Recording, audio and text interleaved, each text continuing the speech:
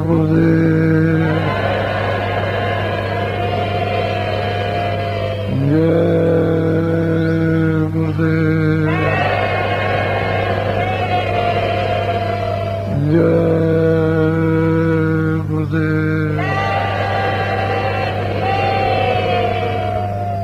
जय गुरुदेव नाम किसका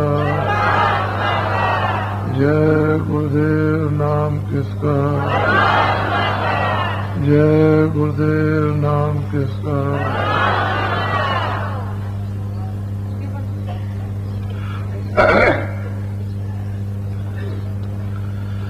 आप सभी प्रेमी जन अच्छी तरह से सुने और समझे। ये संत मत बुद्धि विलासता का नहीं है। लोग ऐसा समझते हो कि धर्म को हम लोग बुद्धि से काबू में रखेंगे, वो बात नहीं। बुद्धि अपनी जगह पर और भौतिक मानव धर्म यदि विवेक नहीं आया तो इसकी भी रक्षा लोग नहीं कर सकेंगे। आध्यात्मिक धर्म जो है वो अलग है, इससे उससे बड़ा अंतर है। लोग इसको जानते नहीं, केवल ये समझते हैं कि हम बुद्धि विलास से सबको समझ गए, सबको समझा देंगे। वो नहीं, ये अंतर्मुख अंतर जगत में जाने का जो संतमत है, जो योगियों ने योग करके प्राप्त किया था, वो तो उस समय पर उन्होंने बड़े कष्ट उठाए, लेकिन ये संतमत इस कलयुग में जो सुलभ कर दिया है सब जीवों के लिए, वो अंतर्मुख है। अंतर जब तक जगत की तरफ, चेतन जगत की तरफ नहीं हम प्रस्थान करेंगे तो बाहरी जगत में जो इंद्रियों की विलासता है उसमें आपको कुछ नहीं मिलेगा। इसमें केवल आपको रोग धोक, बीमारी, परेशानी, इसमें ये सब चीजें आपको मिलेगी, लेकिन इसमें आत्मा की जागृति नहीं होगी। संत मत अंतर जगत जाने का अंतर्मुख है। तो जब आपके पास सब चीजें है, आंख भी है, कान भी है, नाक भी है, तो अंतर्मुख हो जाओ, ताकि जो आपके आंख और कान नाक बंद है वो आपके धीरे से खुले। बाहर के आंख कान नाक अगर बंद हो जाए तो बाहर से क्रिया आपकी बंद हो जाए, न देख सकते हो, न सुन सकते हो। और न सुन सकोगे, जब सुनने को नहीं मिलेगा तो आदमी सांस नहीं लेगा तो मृत्यु हो जाएगी। ऐसे ही अंतर जगत में जो सुताहा जीवात्मा में स्वयं आंख भी है, कान भी है, नासिका भी है, अगर ये न होती तो ये मालिक का रूप नहीं कहलाती, क्योंकि सूरत जीवात्मा मालिक का रूप है और वो उसका अरूप है। यानी जो वर्णन में नहीं आ सकता उसी को अरूप कहते हैं। इसका मतलब ये नहीं कि उसका रूप नहीं है, उसका आकार नहीं है। जिसमें आंख होगी, जिसमें कान होंगे, जिसमें नासिका होगी, उसका आकार तो होता ही है, लेकिन यहाँ पर उस तरह का सुंदर और चेतन और भव्य ऐसी कोई सुंदरता नहीं जिसका वो प्रमाण दिया जाए। इसलिए कह दिया जाता है कि भाई उसका अरूप है। वैसे तो उसका रूप है, जब दृष्टि खुलती है तो सबका साक्षात्कार होता ही है, तो रूप है, तभी साक्षात्कार होगा। रूप नहीं होगा तो साक्षात्कार क्या होगा। तो असली चीज यह है कि अंतर्मुख, बाहर संत मत की साधना में इसीलिए नामदान प्राप्त किया जाता है कि हम उसको अच्छी तरह से समझ लें और किस तरह से भजन किया जाएगा, किस तरह से ध्यान करेंगे और कैसे किस विधि विधान के साथ में सुमरण करेंगे। तो उससे ये होता है कि मन जो बाहर लगा हुआ है आपका, तो बाहर उसकी जो शक्ति है वो कम होती है, ढीली हो जाती है, उसमें नरमता आ जाती है। तो सुमरन का क्या फल है कि मन भोगों की तरफ, काम की तरफ, क्रोध की तरफ लोभ की तरफ, अहंकार की तरफ जकड़ा हुआ तो ढीला हो जाएगा। जब ढीला हो जाएगा तो सुमरन में, ध्यान में, भजन में सरलता आ जाएगी। और जब सरलता आएगी तो क्योंकि अंदर तो सरल है, अंदर तो कोई कठोर है नहीं, सबकी सब सरल और मुलायम। तो जब तक कि ये चीजें मुलायम न हो, सरल न हो, तो सरलता को प्राप्त नहीं कर सकते। तो जब जकड़ रहेगी तो इसको हाथ छोड़ नहीं सकते हैं। तो सुमरन का अलग अर्थ है और ध्यान का अलग है और भजन का अलग है। लेकिन तीनों चीजों को एक कर लिया जाए तो फिर मतलब यह कि कुछ नहीं होगा। अलग अलग चीजें, जिसका नाम है वो अलग है, उसका रूप अलग है, फिर उसका स्थान अलग है, उसकी आवाज अलग है। इसी तरह से हर किसी का नाम, उसका रूप, उसकी आवाज अलग अलग, एक नहीं हो सकता। और जब लोग उसको जानते नहीं है तो कहने लगते नहीं वो तो एक ही है। आकाशवाणी एक तरह की नहीं है, ब्रह्मवाणी एक तरह की नहीं है, उसको गैप वाणी एक तरह की नहीं है। आप कह दो कि सब अनैत वाणी है तो किसी ने उसका बोध नहीं किया। इसकी वजह से सब एक बता दिया उसको। ये सब चीजें अलग अलग है। जो चीज अलग अलग है, खंडों में उसको नहीं बताई जाएगी तो किसी की समझ में नहीं आ सकता। तो इसीलिए संत मत सब चीज जानता है। संत मत का मतलब ही यही है कि जिसने आदि से और अंत तक देखा हो और अंत से आदि तक जिसने देखा हो और सबके राज को जानता हो, उसी का नाम है संत मत, अनाद मत। इसी को कहते हैं क्योंकि जीवात्मा उसी रास्ते से उतर के और कैसे कैसे आई है और कौन कौन सा वस्त्र है इसने पहरा है, कारण है या सूक्ष्म है या लिंग है, स्थूल है, और किस तरह से ये वापस उतार करके जाएगी, उसी का नाम है संत मत। और जो जानता नहीं हो, समझ में नहीं आता कि संत मत क्या है। तो सही बात तो ये है कि जगत उलझ गया। ये जितने भी मानव शरीर में जो आत्माएं इस समय आई है, प्राणी, वो सब जगत में इस तरह से उलझ गए कि उनको विश्वास ही नहीं होता है। जब तक खोज नहीं होगी तब तक उनको विश्वास नहीं होगा। तो बाहर मुख हो गए सबके सब, अनेक अनेक चीजों में, और बाहरी फिर बाहरी चले जाते हो। बाहर चीजें क्या है, जड़ें, और अंतर्मुख चेतनता है। तो गुरु भी अंदर ही दर्शाता है कि भाई अंदर चलो तो तुम चेतन को भी प्राप्त करो, और जीवात्मा निकल जाए तो ये भी चेतन हो जाए, इसका भी जागरण हो जाए और जीवित हो जाए। जब एक मर्तबे इसका जागरण और जीवित होती है फिर इसकी मौत नहीं होती है। मौत का मतलब यह है कि शरीर धारण करे, और जब अंदर उसका जागरण हो गया, जब वो चेतन हो गई, होश में आ गई, तो जन्म मरण से छूट जाएगी। फिर उसका न जन्म होगा न उसका मरण होगा। तो हमको वो अंतर्मुख साधना में विश्वास करना चाहिए। तो सत्संगियों को ये चाहिए कि जो बताया गया है उस काम को पहले करो। आखिर घर में भी तो बहुत से काम करते हो, खेती भी करते हो, दुकान भी करते हो, बच्चों की सेवा भी करते हो, आए गए रिश्तेदार की भी सेवा करते हो, मेहमानदारी भी करते हो, कहीं जाते हो वहां भी लोग आपकी सेवा करते हैं। तो ये काम तो शारीरिक है, लेकिन जो भजन है वो आत्मिक कार्य है। शरीर स्थूल है, इंद्रियों के कार्य ये है, और इसके साथ में जो जीवात्मा उसका अलग कार्य है। तो जब तक हम बाहर न समझ जाए और बाहर से अपने लगाव को हल्का न कर दें, ढीला न कर दें, तब तक आप अंदर नहीं जा सकते। तो सत्संगियों में ये सचेतता और सावधानी है नहीं है, और दुनिया में बह जाते हैं। शब्द का अर्थ तो समझते नहीं, वो दुनिया में लग जाते हैं। आप देख रहे हो कि कितने बड़े बड़े पाप हो रहे हैं। जो कर्म पाप होते हैं, शरीर से जीवों को सताया जा रहा है, कोई मार रहा है, कोई काट रहा है, कोई खा रहा है, कोई गाली दे रहा है, कोई कुछ कर रहा है, कोई चोरी कर रहा है, कोई डकैती कर रहा है। तो आप उनके बीच में रहते हो तो ऐसा समझते हो कि ये कर्म मुझ पर नहीं लगेंगे। संग दोष से तो कर्म आता ही, जहां रहोगे उसके साथ उठोगे बैठोगे तो कर्म एक दूसरे पर आएंगे। तुम्हारी अच्छाई होगी उस पर चली जाएगी, और उसकी बुराई होगी तुम पर आ जाएगी। तब तो तुम्हारा मामला ढेर हो गया, फिर तो कुछ कर ही नहीं पाया। इसलिए एक अलग समाज का निर्माण करना, एक अलग समूह बना लेना, जिसमें ज्यादा तक आप उसमें समय भी दे सको और जरूरत भी अपनी पूरी कर सको। तो समाज नहीं बनाओगे तो आपके साथ कौन रहेगा?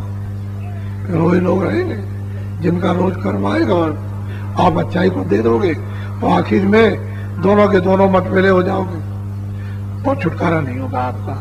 तो इसलिए महात्माओं ने कहा है कि भाई संग दोष का असर होता है, अच्छे संग का अच्छा असर और बुरे संग का बुरा असर, और इस पर निगरानी जरूर रखनी चाहिए कि कौन अच्छा है कौन बुरा है। और जब ये समझ में आ जाए कि अच्छा आदमी नहीं है तो उससे उस संग दोष से बचो, उससे अलग हो जाओ। अरे चोरी करोगे डकैती करोगे उसका साथ करोगे तो आप में भी भावना बन जाएगी चोरी डकैती की।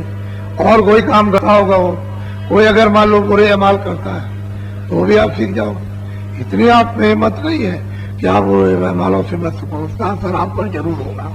इसी तरह से सत्संगियों को भी चाहिए कि एक अच्छे समाज का निर्माण करें, एक अच्छे समाज के बनाने में प्रयत्न करें, क्योंकि हमको संसार में 50 वर्ष तक 60 वर्ष तक 40 वर्ष तक 20 वर्ष तक हमको रहना है। बहुत से तो बच्चे चले जाते हैं बचपन में पैदा हुए जो 4 साल के आए समय पूरा कर दिया चले गए। तो मनुष्य शरीर पता नहीं किस समय किस घड़ी में और कब आपकी श्वासें पूरी हो जाए और यहाँ से आप चल दो तो आप दूसरे के बोझे को अपने ऊपर क्यों लाते हो, उसकी बचत करो।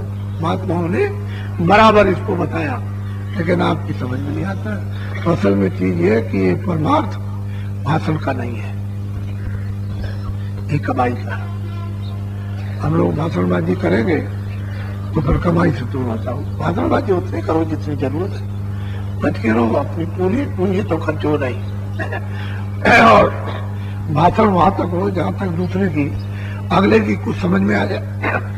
अगले की समझ में आया नहीं और आपने अपनी पूंजी को खत्म कर दिया तो आपको कौन होशियारों का अकलमंद कहेगा, फिर ऐसे चिल्लाते रह जाइए, कुछ नहीं होगा। तो गुरु की जो शिक्षा है, जो नसीहत है, उसको बहुत सावधानी से समझना, ग्रहण करना और अमल में ले आना। अगर उस शिक्षा से चलोगे तो बचत हो जाएगी, नहीं चलोगे तो फिर ये कर्मों का क्षेत्र है, यहाँ उलझ जाओगे, फिर पीछे कोई ना कोई संग दोष से दंड मिल जाएगा। आप कहोगे गुरु ने बताया नहीं, गुरु ने ऐसा नहीं किया, गुरु ने वैसा नहीं किया, गुरु तो समर्थ थे और अब समर्थ नहीं है और पहले समर्थ थे, उससे वहां उसके ऊपर में कोई आँच आने वाली नहीं है। तो जो हिदायतें जिस तरह से साथियों को प्रेमियों को दी जाए उस तरह से करना चाहिए। नए लोग आते हैं ये देख करके आते हैं कि आप अच्छे हो, यहाँ अच्छी शिक्षा मिलती है, अच्छा रास्ता मिलता है, यहाँ कोई बुरी बात तो सिखाई नहीं जाती, यहाँ भाई बड़ा काम करो, लेकिन तुम अपनी आदत के बस। दूसरा ये संग दोष से जब दोष लग गया उसके बस होकर के कोई कर्म कर लो तो ये तो आपकी व्यक्ति क्रिया है, इसमें कोई संगत का और कोई किसी महात्मा का तो दोष है नहीं है, वो तो आपकी आदत पड़ी हुई थी और संग दोष खराब था, इसकी वजह से शारीरिक क्रिया आपसे बन गई और उसके आप दोषी हो गए, फिर निंदक हो गए। लेकिन गुरु में इसका कुछ नहीं। तो कई प्रकार से लोगों के ऊपर में आवरण आता है, कई घटना मौत की हो जाती है, कई घटना शरीर के अंग भंग होने की हो जाती है, कई घटनाएं बीमारी की हो जाती है, कई घटनाएं गरीबी की हो जाती है, कई घटनाएं लड़ाई झगड़े की हो जाती है, तो कई घटनाएं मन विरोध की हो जाती है, मन से भी विरोध होता है, कई घटनाएं बुद्धि उलझन की हो जाती है। तो एक प्रकार की घटना नहीं होती है, क्योंकि शरीर के कर्म भिन्न भिन्न होते हैं और उस तरह का बुद्धि के ऊपर में, मन के ऊपर में, चित्त के ऊपर में, आंख के ऊपर में, कान के ऊपर में, शरीर पर उसका असर होता है। तो हम लोगों को इसकी बचत करनी चाहिए और वो बचत इसी तरह से है कि जब आपको ये बताया तो दिन में आपने किया था, पता नहीं किसका आवरण आ गया हो, आपको तो कुछ पता नहीं है, तो शाम को आए लगन के साथ में, तड़प के साथ में, रुचि के साथ बैठ गए सुमरन पर, ध्यान पर, बचत पर। तो जितना आपने कूड़ा कचरा दिन भर का जमा किया होगा, आपकी आंख के सामने अंतर में आया होगा तो साफ हो जाएगा। तो सफाई करने की तरकीब है और उस तरकीब को याद नहीं रखोगे तो गंदगी साफ नहीं होगी, जमा होती जाएगी, अंत में आप मैले नहीं होगा तो कुछ बनेगा नहीं। फिर जैसे कि तैसे जीवन में रह गए कि वह महात्माओं के पास रहे, सत्संग में रहे और संगत के बीच में रहे और फिर हमको कुछ प्राप्त नहीं हुआ। एक बात। दूसरी बात ये, जो कुछ भी प्राप्त हो किसी से कहो मत। तो ये अंतर्मुख, बाहरमुख नहीं है। बाहरमुख उतना ही उपदेश करो जितनी जरूरत है, अंतर्मुख प्रवेश हो। जब अंदर और बाहर एक रस हो जाए कि अंदर से जो हो बाहर निकले तो एक रस हो गया। फिर बाहर की चीज अंदर जा नहीं सकती, अंदर की चीज बाहर आएगी तो लोगों का भला हो जाएगा, उसमें उपकार होता है। तो हम तो ये सोच रहे थे कि लोग थोड़े से लोग आए नहीं, लेकिन हम तो देख रहे हैं कि चले आ रहे हैं भागते हुए। और अब की बात विशेष करके लोगों को सत्संग मिलेगा, क्योंकि हम तो ये चाहते हैं कि लोगों को सत्संग मिले, लेकिन लोग नहीं चाहते कि हमको सत्संग मिले, वो अपना भला चाहते नहीं, तो फिर महात्मा घेराघारी करते हैं, चारों तरफ से घेरते हैं, फिर वो विवश हो जाएगा मुसीबत में। लेकिन वो बात हमारी याद रखो कि आगे तकलीफ आने वाली है। आप ये लोग सोच रहे होंगे कि तकलीफ चली गई होगी, वो तकलीफ अभी आने वाली है, और उस तकलीफ के आते ही फिर मतलब यह है कि लोगों में समझ भी आ जाएगी और लोग देखेंगे भी और बदल भी जाएंगे, पलट भी जाएंगे, सब काम होगा। लेकिन वो तकलीफ अभी आने वाली है, वो अभी आई नहीं है, वो आएगी। महात्मा पहले ही से संकेत देते हैं कि आप लोग होशियार हो जाओ, उससे एक समय होता है, उस समय के अंदर आप लोग होशियार हो जाओ। अरे भाई, आप दुनिया में जो उन्नति करते हो 20 साल तक, 20 साल तक सारी ताकत लगा दो, जो कुछ भी उन्नति करना 20 साल के बाद में फिर पीछे करने लगता है। तो असल में एक चीज होती है, एक समय होता है, उसी के अंदर कुछ कीजिए। तो ये भाषण का संतमत नहीं है, संतमत साधना का है, और जिस तरह से बताया जाए उसी तरह से साधना को साधक को करना चाहिए। उससे उसको अनुभव होगा, अनुभूति प्राप्त होगी, देखने को भी मिलेगा, सुनने को भी मिलेगा। और जीवात्मा दोनों आंखों के बीचों बीच मध्य भाग में ये बैठी हुई है, और शरीर का ये सबसे ऊंचा शिखर है, ऊपर वाले का जाने का दरवाजा है। ये पिंड का, शरीर का ऊंचा स्थान है, इससे बड़ा ऊंचा स्थान कोई है ही नहीं। ये मतलब ये है कि ये सारा का सारा ये पिंड लोक है, जो आप देखते हो, जल, पृथ्वी, अग्नि, वायु, आकाश, इसी को पिंड लोक कहते हैं। इस जीवात्मा ऐसे नाके पर बैठी हुई है कि अगर ऊपर इसको भेद मिल जाए, रास्ता इसको मिल जाए, ऊपर चली जाए तो ऊपर निकल जाए, और न मिले उसको न जाए तो फिर नीचे चली गई, उतर गई। तो ये सबसे ऊंचा स्थान है। इसी स्थान से लोगों ने जो साधना की है, जो कुछ प्राप्त किया, वो किताबों में लिखा है। लेकिन सत्पथ तो बड़ा सहज है, इसमें शारीरिक कष्ट नहीं है, केवल इतना ही है कि मन को मोड़ना है। इधर से अपना लगाओ 10 मिनट 15 मिनट वक्त भजन के, वक्त ध्यान के, वक्त सुमरन के, इधर से अलग से। जब आप धीरे धीरे अलग कर लोगे तो लगाव कम हो जाएगा। फिर अंदर में जब आपका लगाव हो जाएगा तो चीज तो आपकी एक ही है, चाहे इधर ध्यान लगा दो चाहे इधर लगा दो, तो अंदर में जब होने लगा तो इधर ध्यान लग जाएगा। अभी उधर का छूट गया, इधर हो रहा है तो इधर ध्यान लगा हुआ।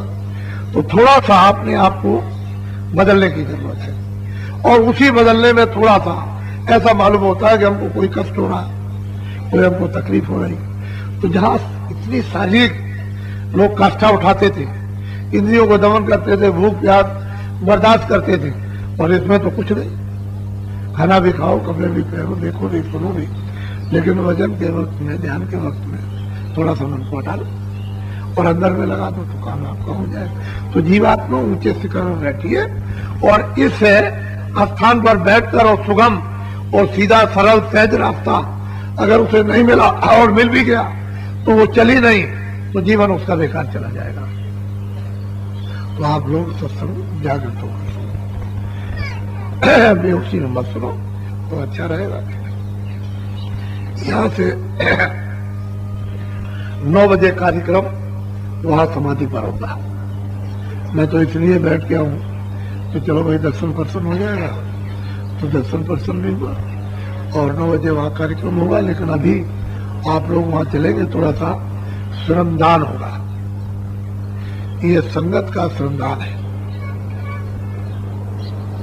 तो श्रमदान कई प्रकार के होते हैं, भोजन के भी श्रमदान होते हैं, लोगों को व्यवस्था के भी श्रमदान होते हैं, और मतलब यह है कि झाड़ू लगाने के भी श्रमदान होते हैं। तो श्रमदान कई प्रकार का, तो ये सार्वजनिक श्रमदान, तो इससे बड़ा आपको फल मिलता है। लोग इसको समझते नहीं है, इन्हीं श्रमदानों से आगे बढ़ते हैं। और जो जो आपने अपनी अपनी इंद्रियों से जो कर्म किए हैं वो सब श्रमदान से साफ होते हैं, सफाई होती है।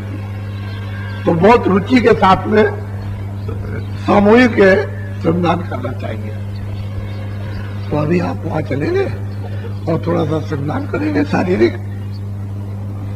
वहां वो सब सामान रखा हुआ है, जलिया भी रखी हुई है और फड़वे भी रखे हुए हैं। बस मिट्टी उधर से उठाना और वहां डालना। फिर मैं अभी आता हूं समय से और वहां सत्संग करूंगा। बोलो जय गुरुदेव, जय गुरुदेव, जय गुरुदेव, जय गुरुदेव।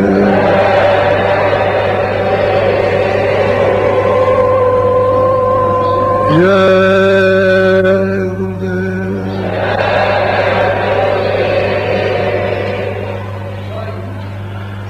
जय गुरुदेव नाम किसका, जय गुरुदेव नाम किसका, जय गुरुदेव नाम किसका।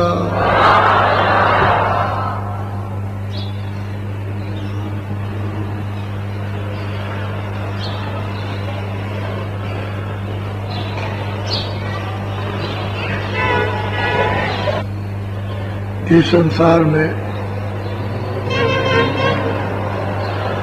आप सभी लोग रह रहे हो, ये स्थान आपका नहीं है, ये प्रदेश है। और प्रदेश में मिलजुल कर मोहब्बत प्यार से एक दूसरे की सेवा ले देकर ईमानदारी और मेहनत के साथ रहोगे तो परदेश का समय आपका आराम से निकल जाएगा। और आप परदेश में मोहब्बत प्यार नहीं करोगे, सेवा न लेना न सेवा, ईमानदारी मेहनत भी नहीं करोगे तो परदेश में चैन अमन से नहीं रह सकते। यही वजह है कि हम लोग परदेश में रह रहे हैं। तोड़ना फोड़ना, गाली गलौज, मारना पीटना, किसी की वस्तु छीनना, चोरी डकैती, ये जो कर रहे हो प्रदेश में, इससे आपको अमन, चैन यानी शांति नहीं मिलेगी। ऋषियों मुनियों ने, संतों महात्माओं महापुरुषों ने जो भी शिक्षा दी है वो आपको चैन अमन की दी है। और सबने बताया कि ये परदेश है, मुसाफिर खाना है, धर्मशाला है, इसी को कहते हैं सराय। जितने लोग उस सराय में, धर्मशाले में आ गए, उनमें तो आपने ईमानदारी, मेहनत और मोहब्बत प्यार होना चाहिए। तो धर्मशाले की रात्रि को आराम से बिता दोगे, वरना खून खच्चड़ हो गया तो एक क्षण भी आपको चैन अमन नहीं। ये ग्रस्त आश्रम है। एक व्यवहार के लिए समाज है, एक बड़े रूप में देश है। इसमें घर में, समाज में, गांव में, मोहल्ले में मोहब्बत प्यार, ईमानदारी, मेहनत, आओ अदब, सेवा सत्कार सम्मान, इसके साथ में रहो तो आपका समय अच्छी तरह व्यतीत हो जाएगा। ये आपको मानो प्रफुल्लता, एक मानो आपको शांति मिलेगी। इन व्यवहारों में, इन कामों में आत्म शांति तो नहीं मिल सकती, लेकिन क्षणिक शांति आपको इसलिए मिलेगी कि आपने काल के नियमों का उल्लंघन नहीं किया, उसका पालन किया। तो ये परदेश है, बहुत दिन तक आप रहने के लिए नहीं आए, थोड़ा ही सा समय। हम भी तो अपने को ये समझ रहे हैं कि समय पूरा होते ही पराए देश से जाना है।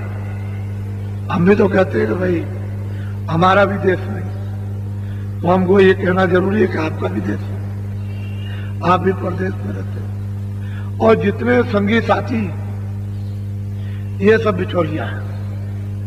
इसी बीच में अगर कोई संगी साथी अपने घर का मिल जाए, जो अपने घर में आता जाता हो, और वो हमारे घर का आने जाने का रास्ता बता दे, कुछ हमको मदद दे दे, तो हम भी अपने घर में आने जाने लगे, तो ये आत्म स्थिरता, यानी आत्म अविचल, आपको ये घर मिल जाए, नहीं तो बहुत मुश्किल है।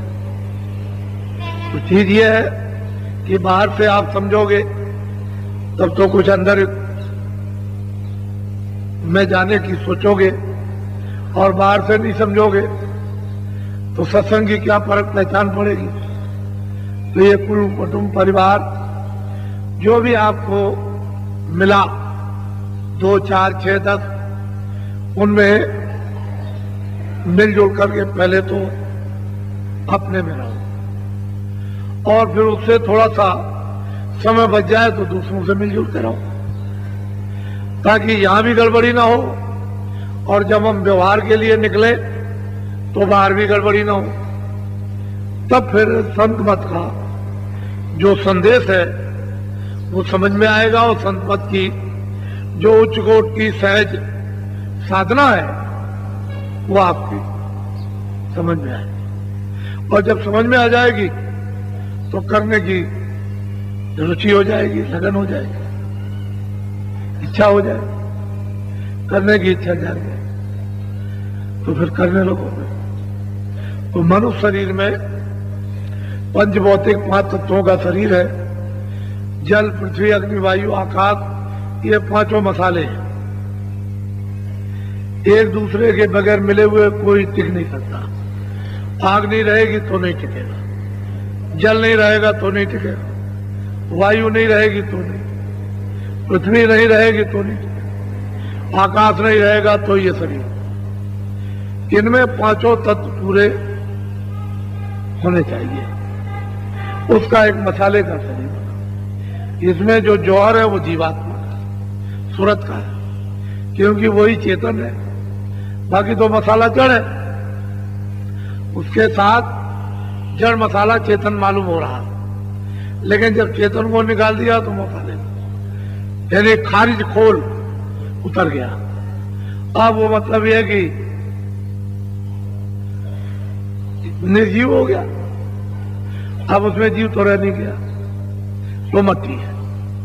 इसी को समझने की जरूरत है कि परिवार का ये मसाला आपको मिला हुआ, और आपने नाम रख दिया, बच्चा है, बच्ची है, भतीजा है, चाची है, भाई है, पिताजी हैं, माताजी हैं, अन्य लोग हैं, रिश्तेदार हैं, ये सब उसके नाम।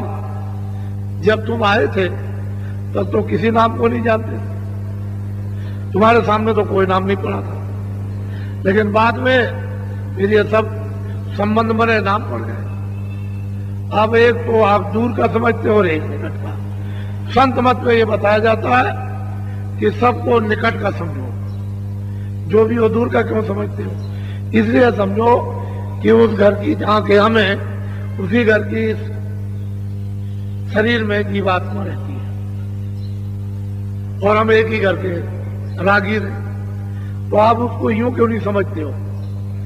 कि हम सबकी सेवा करें, सबसे सेवा लें। जब ये मानो उच्च कोट का जब आपके अंदर विवेक पैदा हो जाएगा, तब मतलब यह है कि साधन, फिर क्रिया आपकी प्रारंभ होती है।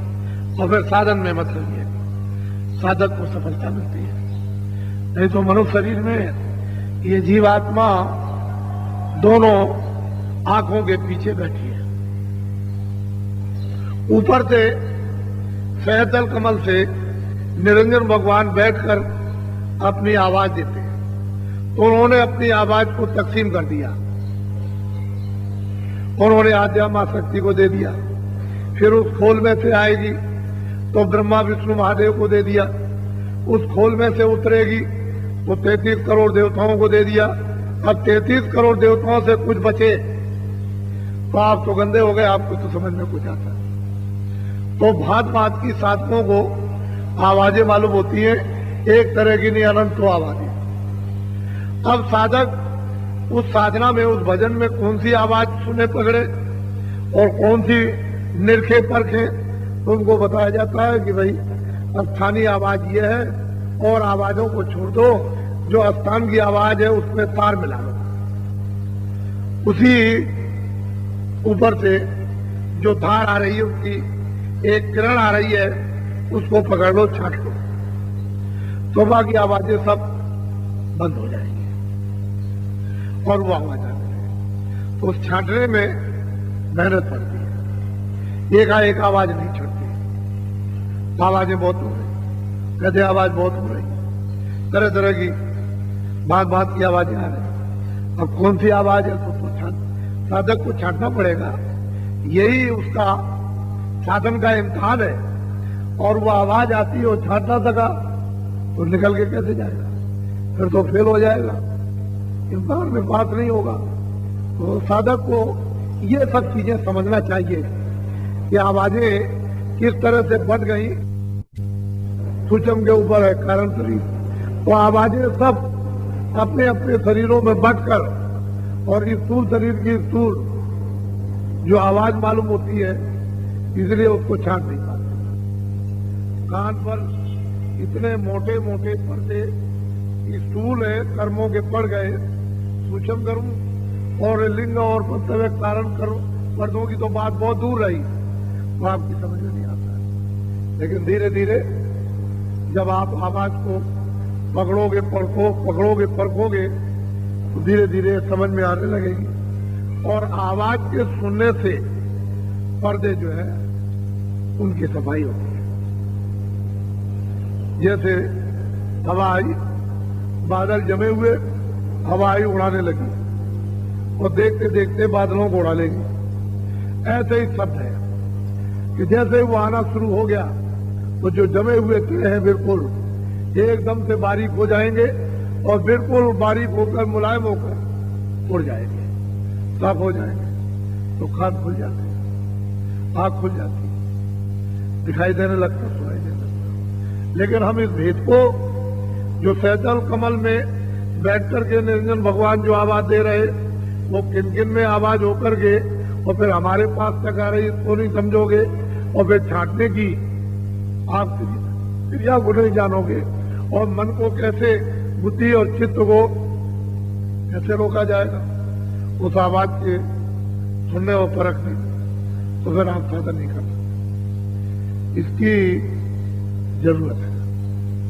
और ये सत्संगियों को जो निर्मल सत्संग होना चाहिए, शुद्ध है, वो इसलिए नहीं मिल पाता है कि तुम संसारी अंबार गठरी जिसको कहते हैं बांध करके, मतलब यह है कि दुखों की, चिंताओं की, शोक की, विपदाओं की ये लेकर के चले आते हो, और मतलब यह है कि वो तो फेंकने नहीं देते हो, तो फिर वैसे ही चले जाते। मान लो कि 2-4-10 तकलीफ आपकी दूर कर दी जाए, लेकिन गठरी में तो तकलीफों का अंबार है, वो आपने बांध रखा। तो ऐसा कर लेने दो कि गठरी फेंक जाए, तो कम से कम अंबार तो तकलीफों का खत्म हो जाए। लेकिन वो फेंकने नहीं देते, नहीं नहीं नहीं, इसको मत फेंकिए, ये तो रहने दीजिए, और तकलीफ दूर करिए, तो कैसे दूर होगी? बोझा हटेगा तभी तो तकलीफ दूर होगी। अब सिर पर बोझा लेता हूं, ऐसा नहीं होता। तो पापों की गठरी लोग जब अपने सिर पर बांध करके रख लेते हैं तो दब जाते हैं और उनकी समझ में नहीं आता। इसीलिए कहा है कि जब पापों का गड़ा भर जाएगा तो सृष्टि में उथल पुथल भांत भांत की, जल से होगी, पृथ्वी से होगी, अग्नि से होगी, उथल पुथल वायु से होगी, आकाश से हो जाएगी। ये उथल पुथल होती है फिर, क्योंकि मसाला इनमें से जब कोई भी जल, पृथ्वी, अग्नि, वायु, आकाश जब हजम नहीं कर पाते हैं तो उथल पुथल होती है। अब ये सूक्ष्म ज्ञान है, वहां देखने से पता चलता है कि उथल पुथल किन कारणों से ये होती है। और बैलेंस खराब हुआ तो धड़ाक से गिरे, जरा सा भी इधर से हुआ बस फौरन गिरे। तो ठीक यही स्थिति है अपने कर्मों की कि जब बोझा लगता है तो बैलेंस अपनी अपनी इंद्रियों का और मन का और बुद्धि का और चित्त का और अपनी आत्मा का बिल्कुल अस्त व्यस्त हो जाता है और धड़ाक से फिर गिरता है। तो ये सूक्ष्म ज्ञान साधना द्वारा ही, यानी नाम की कमाई से ही, सुरभ शब्द योग अभ्यास से ही ये जाना जाता है। दूसरा और कोई रास्ता इसके जानने का ही नहीं। कलयुग में तो बिल्कुल ही कोई और रास्ते से नहीं जान सकता। उसका सबसे कलयुग में सुलभ और सरल और रास्ता जानने का खोल दिया गया, उसी रास्ते से जान सकता है। अगर कलयुग में और उपाय करेगा उस रास्तों से वो कुछ नहीं जान पाएगा। इसलिए जो पूजा पाठ इत्यादि इत्यादि जो थे वो अपने अपने जुगों के थे। सतयुग का अलग था, त्रेता का अलग था, द्वापर का अलग था और कलयुग का अलग है। कलयुग में वो तीनों जुगों के जो भी नियम आचार विचार थे वो खंडित कर दिए। अब कलयुग का आचार विचार और नियम चाहिए। तो आप इसको तो करोगे नहीं, उसको पकड़ोए रहोगे, वो कुछ होगा नहीं, ये कुछ बनेगा नहीं, तो गड़बड़ हो जाएगा। इसलिए ऊपर से निरंजन भगवान ने अपनी डोरियां उन्होंने नीचे डाला और 1, 2, 100, 1000, लाख, करोड़, अरब, खरब कितनी अनंतों डोरियां जिसका कोई हिसाब किताब नहीं, गिनती नहीं है, कितनी डोरियां उन्होंने फैला रखी, वहां से डाल रखी है शब्दों की। उसी को डोरी कहो, तार कहो, डोरा कह लो, डोरे डाल रखे। और जैसे मशीन जब कपड़ा बुनती है तो ऊपर नीचे डोरे चलते रहते हैं, ऐसे ही मतलब यह है कि खचाखच डोरे चलते रहते हैं। और जब दिव्य नेत्र ज्ञान चक्षु जब खुल जाता है तो ये सब रात दिखाई देता है कि वास्तव में किस तरह से चढ़ाई और कैसे उतार, कौन धारा उतार रही और कौन खींच रही, ऊपर चढ़ा रही, वहां पता चलता है। और किस किस बात की धारा है, काल धारा कौन सी, माया धारा कौन सी है, और उसके बाद में दयाल धारा कौन सी है, किसकी धारा क्या है, ये सब वहां पता चलता है। लिंग धारा किसको कहते हैं, सूक्ष्म धारा किसको कहते हैं, स्थूल धारा किसको कहते हैं, वहां से मालूम होता है। अब ये इतना बड़ा सूक्ष्म संदेश है, एकाएक आपकी पकड़ में जो अभ्यास करते हैं उनकी समझ में आ जाता है, जो अभ्यास नहीं करते उनकी समझ में कुछ नहीं आता, उनको तो कुछ मालूम कुछ है नहीं। तो इसलिए शुरू में, प्रारंभ में जब भी आपको नामदान मिले और जब आप भजन पे बैठो तो ये पिंड की सीमा है, उसने ये बना रखा है बड़ा सा ऐसा आकार कि यहां तक इसके आगे ये इंद्रियां नहीं जाती, ये उसकी चिदा आकाश की सीमा है। यानी चिदा आकाश का मतलब है कि मृत्युलोक का नाका, यहीं से उसका रास्ता है। उधर चले जाओ तो दूसरे लोक में, इधर आ जाओ तो मृत्युलोक।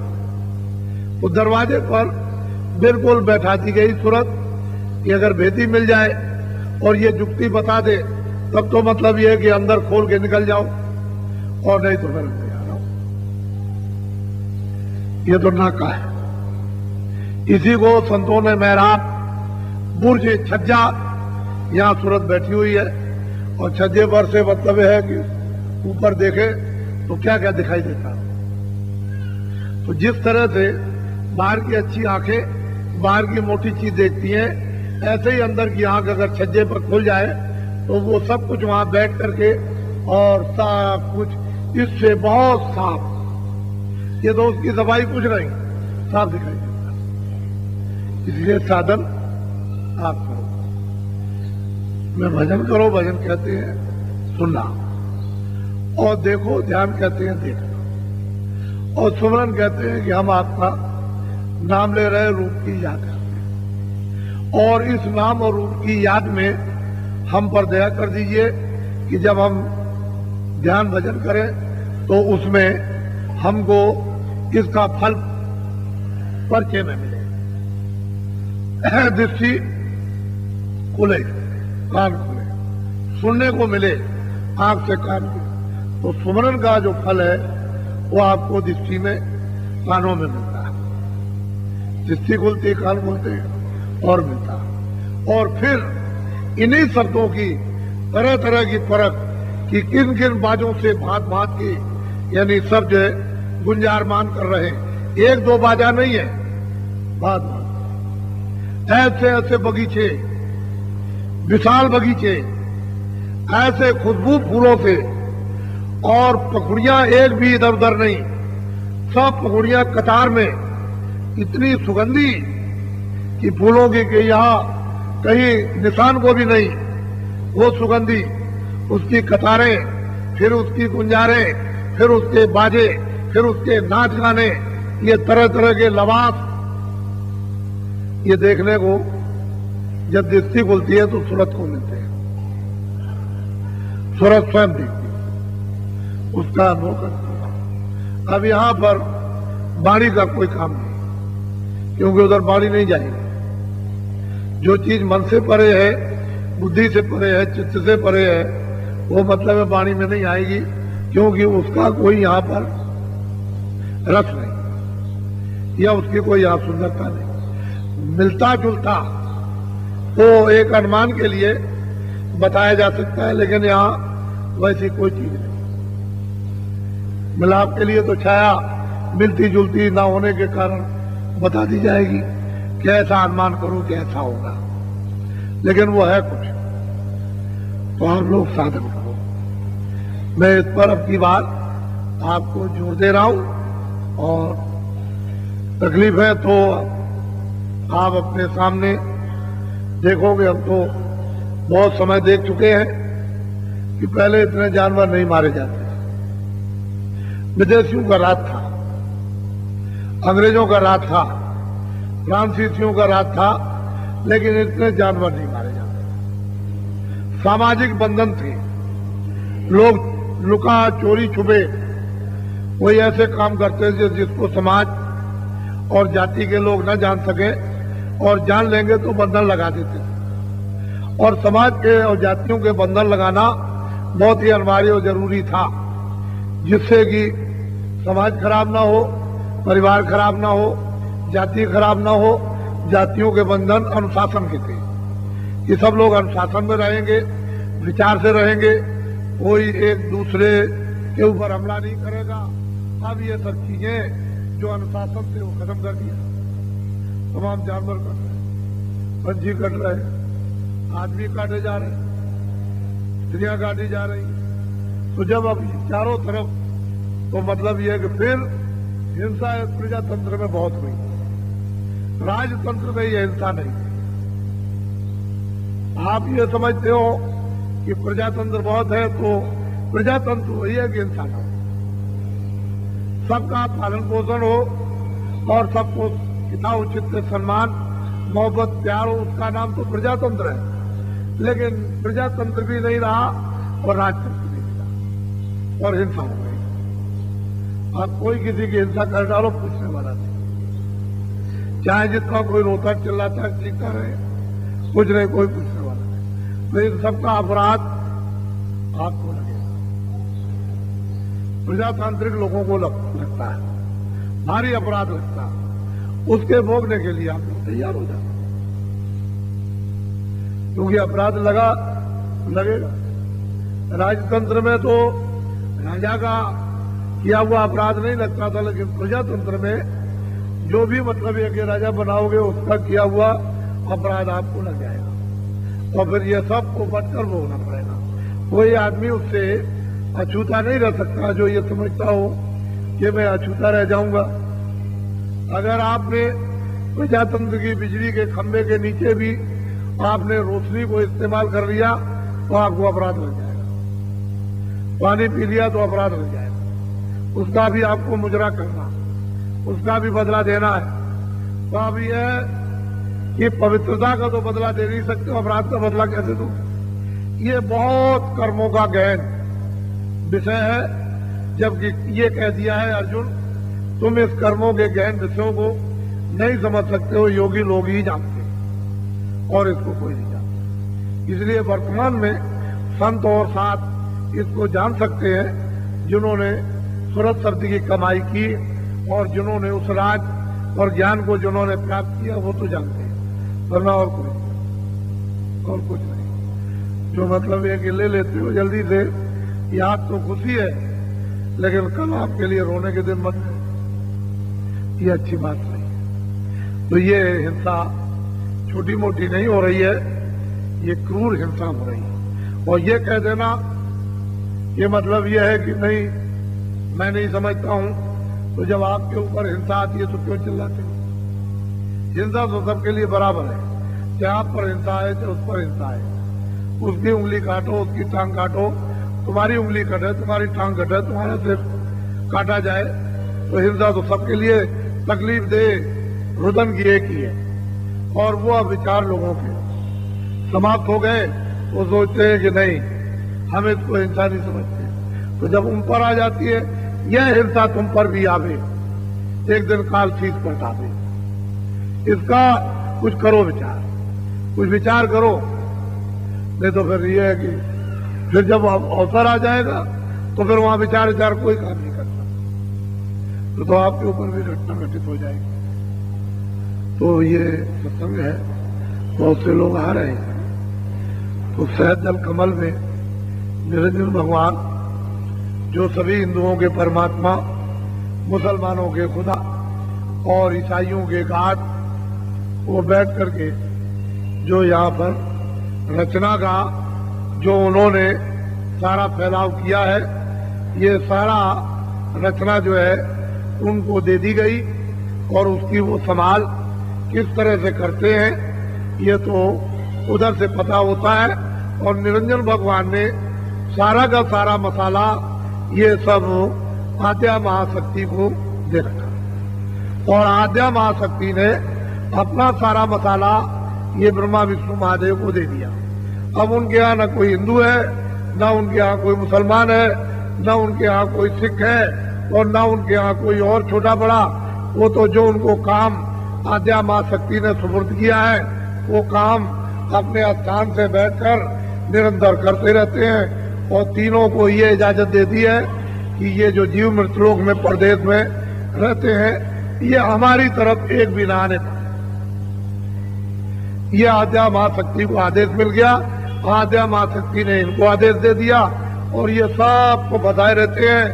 अब ये तो आपको जाने देंगे नहीं, और जो इनको दे दिया गया मसाला आपके सबके लिए और आपको जो अधिकार दे दिया, ये सब अपना हिसाब मांगते रहेंगे, लेते देते रहेंगे। वो तो लेना देना है, एक उत्पत्ति करता है, एक पालन करता, एक विलय कर देता है, फिर एक उत्पत्ति करता, फिर पालन करता और विलय कर देता है। उसका ये कार्यक्रम चलता रहेगा।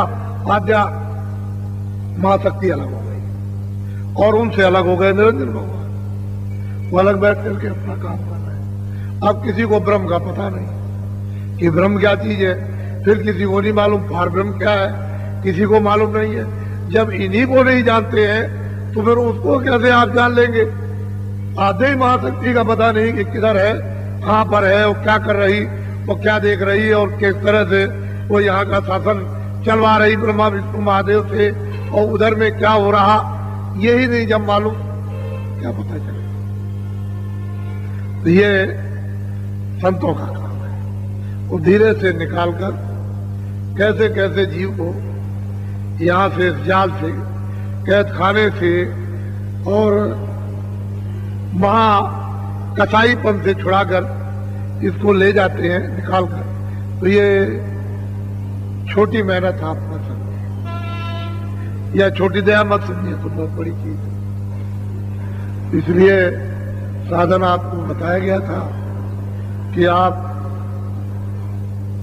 काम भी कर लेंगे घर का, आने जाने वालों का, कुछ समाज का भी काम कर लेंगे और उससे झट हट जाएंगे। कुछ आप अपने लिए भी भजन कर लेंगे, उसका भी धन जमा हो जाएगा, शरीर अच्छा के लिए भी कुछ हो जाएगा।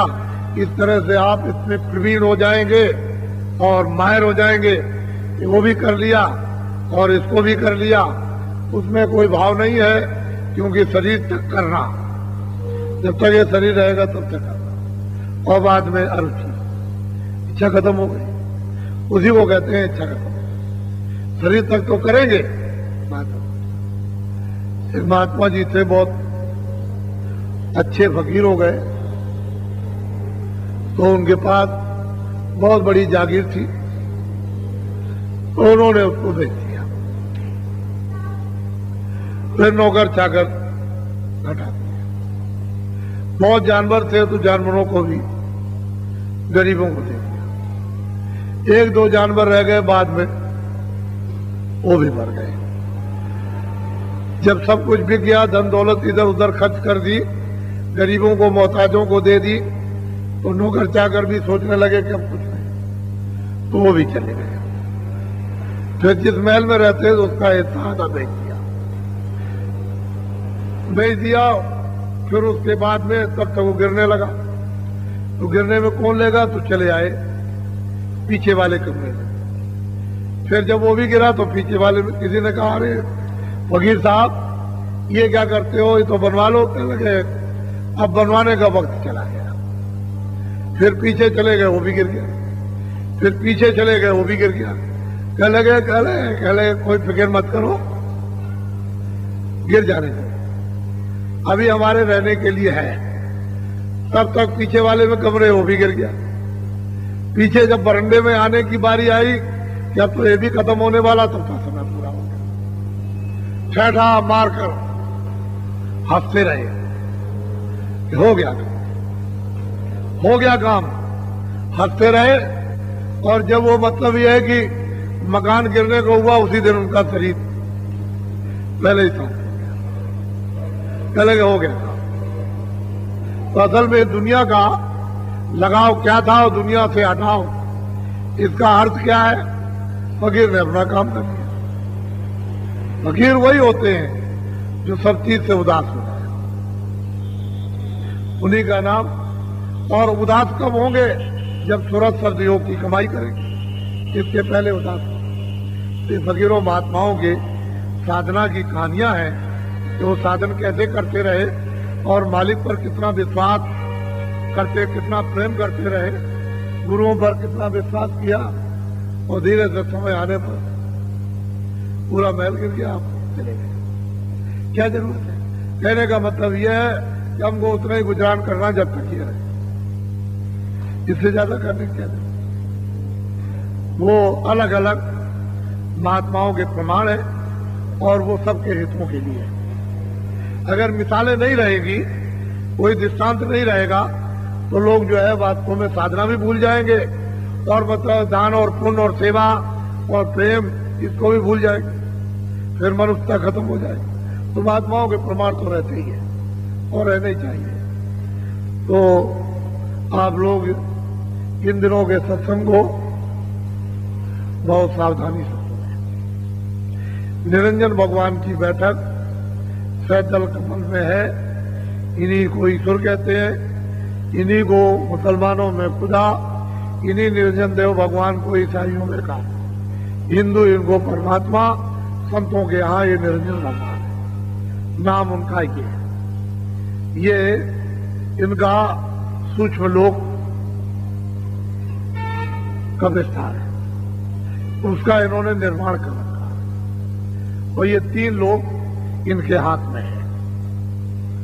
इसके ऊपर में जो ब्रह्म विराजमान है वो तो इनसे बहुत बड़े, उनका लोक भी बहुत बड़ा है, वो तो इसके ऊपर में, वो इनको कैसे रोके हुए हैं ये आपको शाम के सत्संग में धीरे से आपको बताऊंगा। आज इतना ही याद रखो और 5 मिनट, 10 मिनट, 15 मिनट कभी सुमरन, कभी ध्यान, कभी भजन नहीं समझ सकते हो, लोग से पूछ लो कि हमको ये देख लो कि हम उल्टा सीधा ऊपर नीचे तो नहीं कर रहे, हम सिलसिलेवार तरतीब से एक तरफ से कर रहे नहीं तो उसका उल्टा असर हो जाए, वो ठीक नहीं। तो ये भी पूछ लो। सत्संग और ये कार्यक्रम इसीलिए होते हैं कि अपनी अपनी त्रुटियां दिखाएं ताकि हमको करने में सहूलियत हो जाए, अड़चन न पड़े, दिक्कत परेशानी न हो और कोई हमें ये भ्रम पैदा न हो जाए कि मैं उल्टा कर रहा हूं कि सीधा कर रहा हूं। तो जब जानकारी ठीक ठीक ले लोगे तो सुमरन सही होने लगेगा और सही सुमरन से अगर मान लो कोई खुदा कहता है खुदा उदा कहने लगे तो नारद हो ही जाएगा। तुम सीधा सत्य नहीं बोल रहे हो और उदा उदा कह रहे हो, खुदा का उदा कहने लगे, उल्टा हो गया तो आपके लिए तो संदेह देगा हो ही गया और जहां संदेह हुआ वहां विनाश हो जाए। तो कोई चीज उल्टी सीधी समझ लेना कि उल्टा तो नहीं कर रहा हूं, ऊपर का नाम नीचे का ऊपर तो नहीं ले रहा हूं, ऊपर के रूप की याद नीचे और नीचे के ऊपर तो नहीं कर रहा हूं, नाम के साथ किसी और रूप को तो नहीं जोड़ दिया है या नाम के साथ किसी आवाज को और को तो नहीं जोड़ दिया। इन सब चीजों का बराबर उसको निराकरण करा लेना चाहिए। जिसकी जो वो आवाज हो उसी के साथ जोड़ो, रूप उसी के साथ, नाम उसी के साथ। ऐसा नहीं है कि स्थान उसका है और वो स्थान इसका हो। तो ये सब जानकारी कर लेना। बोलो जय गुरुदेव। देखो कोई भी सत्संगी जो यहाँ आए हुए हैं वो रंग नहीं खरीद के लाएंगे, इसको अच्छी तरह से समझ लें। कोई भी रंग खरीद के नहीं जाएंगे। आप होली में आए हो तो होली मनाओ, रंग नहीं खरीदे और ना रंग खेलेंगे। यहाँ कोई किसी पर रंग नहीं डालेगा, ना खरीदो ना डालो, होली खेलो। कौन मना करता है होली के लिए? इसलिए जो बात समझाई जाए वो समझो। और शाम को आज 5 बजे सत्संग होगा। कल 4 बजे हुआ था, आज 5 बजे होगा। जो लोग शादियों के लिए आए हुए हैं उनकी शादियां वहां अंदर होंगी, यहां नहीं होंगी। यहां शादियां करने से सत्संग में विघ्न और बाधा होता है, तो आप वहां काम करा लिए, वहां आदमी कम थोड़ी है, वहां हो जाएगा। और शादी जब यहां से करा के जाओ तो मोहब्बत और प्यार से रहो। यहां शादी कराने का मतलब यह है कि आपकी कोई दहेज और ये वो लेना देना नहीं, लेकिन घर में मोहब्बत और प्यार से रहो और पति पत्नी और सास ससुर मिलजुल करके एक दूसरे की सेवा करें, सेवा लें। तो शादी वहां होगी अंदर और सत्संग यहां होगा और 5 बजे होगा। अभी तो लोग चले ही आ रहे, दिन में आएंगे, शाम तक आएंगे। कल भी बहुत बड़ी संख्या में आएंगे, तो आ ही रहे लोग, क्योंकि उनको ये मालूम हो गया कि अब की बहुत बड़ी चीज सुनने को मिलेगी, समझने को। बोलो जय गुरुदेव। और एक सेवा ये है कि 200 आदमी सत्संगी दिन में अभी पुराने आश्रम पर वहां गए हुए दरवाजे निकालने के लिए। जैसे ही दरवाजे निकले 1-2 से आदमी चले जाओ और वो जो ऊपर से छत गिर रही है उसकी दीवारें वाले गिरा दो। वहां आदमी रहेंगे बताने वाले, दीवारें गिरा दो। वहां बड़े बड़े कमरे हैं, उनको गिरा दो। तो वो बहुत दिन का पुराना भी हो गया और उस पर ध्यान नहीं दिया गया था, इसलिए वो गिरने की हालत में हो गया। तो गिर जा, पुराना आश्रम वही है, वहीं से बाबा जी ने सत्संग ये चालू किया था और काफी दिनों तक वहां रह करके चालू किया। और उस स्थान पर बहुत दिनों तक आप भंडारा भी करते रहे। ये नहीं कि एक ही दो भंडारे नहीं, काफी दिनों तक। जब वहां पूरी जगह आसपास की मैदान जब भर गए और ये विचार हुआ कि यहाँ पर आगे मकान बन जाएंगे और जगह नहीं रहेगी, तो फिर बाहर जब जगह नहीं मिलेगी तो कहाँ आपको बैठाएंगे। तो जब आदमी आ गए और भर गए, तब ये जगह आपकी ली गई, ये स्थान लिया गया। मैं तो ऐसा समझता हूँ कि आपको ये भी भरा हुआ दिखाई देगा, ये भी भर जाएगा, वही दिनों में देखने को मिलेगा। जो अपने मन में ये समझते होंगे कि लोगों में धर्म की श्रद्धा नहीं है, मुक्ति और मोक्ष नहीं चाहते हैं, वो तो बाबा जी इसलिए अपने को बचा रहे कि अपना समय मतलब ये है कि काम में आ जाए, बेकार में न लग जाए लोगों के उसमें। यहां तो इतनी भीड़ हो जितना भीड़ किसी की होने को नहीं। तो ये ऐसा मन में इस भ्रांति को मत करो। धर्म जो है जहां आत्माएं वहां धर्म, और जैसे ही पर्दा उठा हुआ हटा, वैसे ही सब लोग अपनी अपनी जगह जुड़ जाएंगे। और जब धर्म का वास्तव में विचार नहीं होता है तो कैसे होगा?